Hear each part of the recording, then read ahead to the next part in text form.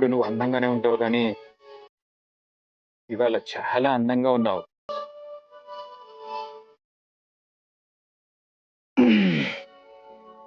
ఏదైనా చెప్పాలనుకుంటున్నావా?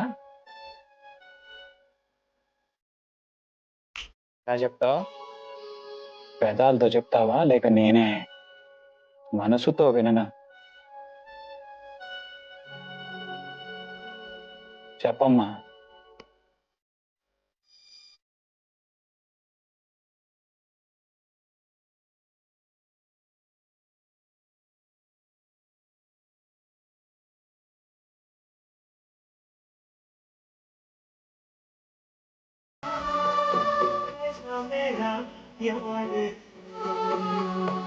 సంజు, ఏంటో కలిసాక ఎడారిలో పువ్వులు పూసినట్టుంది. నా మనసుకి నువ్వే ప్రశాంతత. అందుకే సంజు, ఐ లవ్. ఆగాగాగాగు. నేహ, నువ్వు ఈ 3 మ్యాజికల్ వర్డ్స్ చెప్పాల్సిన అవసరం లేదు. ఎందుకంటే మన ప్రేమ స్వచ్ఛమైనది, నిజమైనది. అది ఈ రోజు నుంచి కాదు, చిన్నప్పటి నుంచి.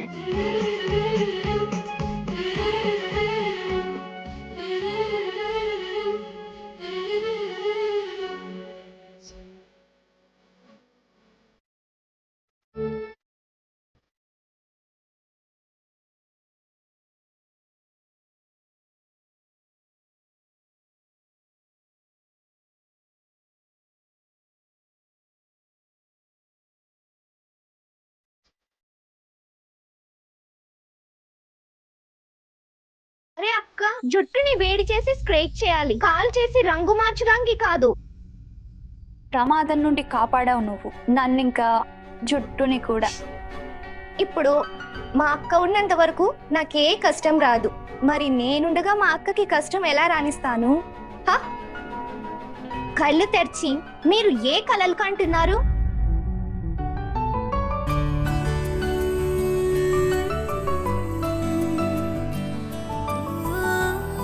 ఆగో, సంజు ఉన్నాడుగా.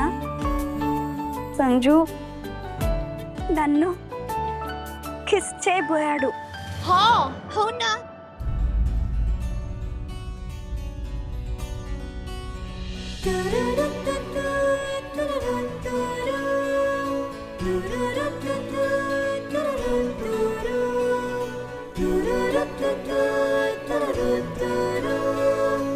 నేను ఒకే ఊపిరిలో 3-4 సార్లు చచ్చిపోతాను.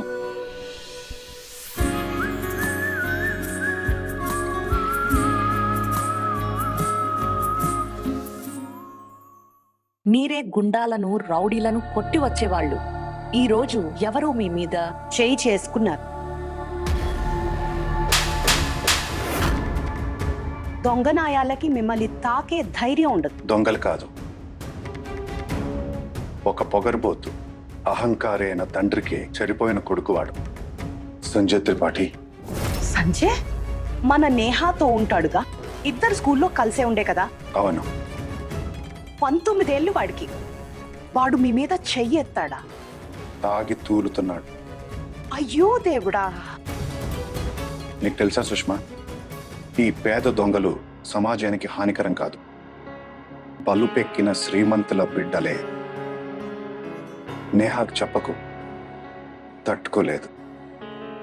పెళ్లి గొడవ పడుతుంది. ఇద్దరు ఒకే క్లాస్లో ఉండేవాళ్ళు కదా, అంత స్నేహం ఏం లేదు కదా ఇద్దరికి. లేదు, వాడి పేరు నేహా నోటి నుంచి అయితే వినలేదు. ఇంకా సంజయ్ నుంచి ఇంటికి ఫోన్ కూడా ఎప్పుడూ రాలేదు. కానీ ఈ వయసులో పిల్లలు తమ మనసులో మాట తల్లిదండ్రులతో ఎక్కడ చెప్తారు? అయినా ఇప్పుడు అమ్మాయి స్కూల్ కూడా అయిపోయింది. సంజయ్తో తనకేం పని ఉంటుంది? కాలేజీలో ఎలాగూ ఇద్దరు కలిసి ఉండరు కదా. పీడ వదిలింది. Mummy, mummy, mummy. తీచి బిడ్డల ముద్దుకోవడం ఆపు. సారీ అన్నయ్య. మమ్మీ. ఏంటి?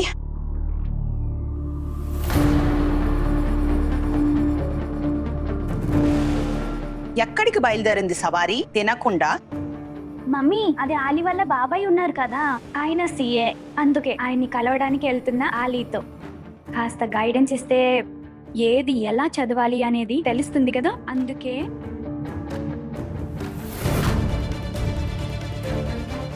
అమ్మ మెదడు కంప్యూటర్ కంటే వేగంగా పనిచేస్తుంది. అనుమానం వచ్చిందంటే ఇక నాకు మూడినట్టే. తిరిగి ఎప్పుడొస్తావు?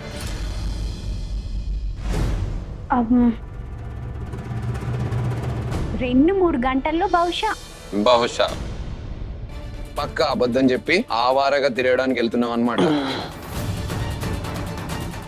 నువ్వు నోరు ముయ్యి, నీలాంటిది కాదు నా కూతురు. ఇంకా నువ్వు ఇక పైన ఎటైనా వెళ్ళాలంటే చెప్పడం కాదు, అడగాలి. సరే మమ్మీ. 11:30 అయింది విభోర్. లేస్తావా లేక నాన్నొచ్చి లేపాలా?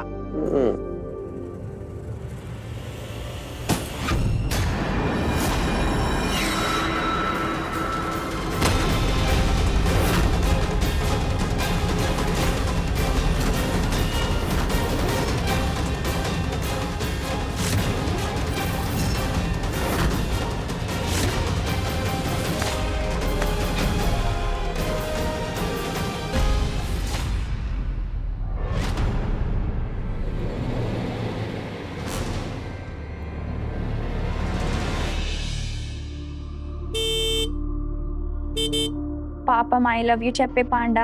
ఇప్పుడే 50 రూపాయలు పెట్టుకున్నాను సంజు కోసం.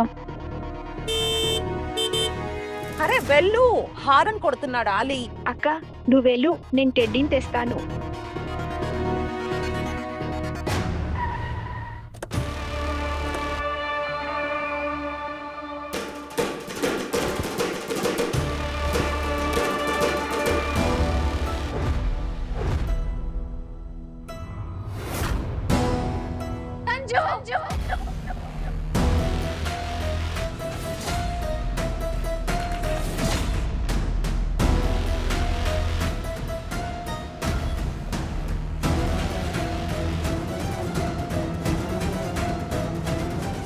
అంజు, నా బిడ్డ మమ్మీ. పరిస్థితి ఇలా చేశారేంటి చెప్పండి.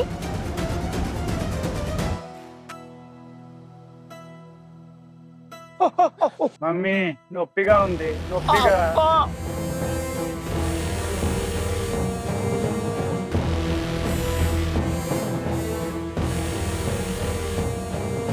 బేబీ త్రిపాఠి కొడుకు మీద ఏ ఇన్స్పెక్టర్ అయితే చేయి చేసుకున్నాడో మీరు వాడిని ప్రాణాలతో వదిలి రాలేదు కదా, వారి గుండెల్లో గుళ్ళెత్తించారా లేదా? మనం గనక కాల్చి చంపేస్తే వాడికి అది శిక్ష కాదు, క్షమించినట్టు అవుతుంది. మనం ఎలాంటి తాండవం చేస్తామంటే ఆ ఇన్స్పెక్టర్ ధైర్యం, పొగరు అణిగిపోవాలి. వాడికి ఎలాంటి గతి పట్టిస్తానంటే వాడి ఏడుస్తూ గిసగిసలాడుతూ కుమిలి కుమిలి తల్లడిల్లి చస్తాడు.